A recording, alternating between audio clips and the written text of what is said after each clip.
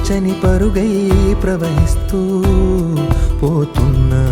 ఏం చూస్తూ ఉన్నానే వెతికానా ఏదైనా, ఊరికెనే చుట్టూ ఏవేవో కనిపిస్తూ ఉన్నా.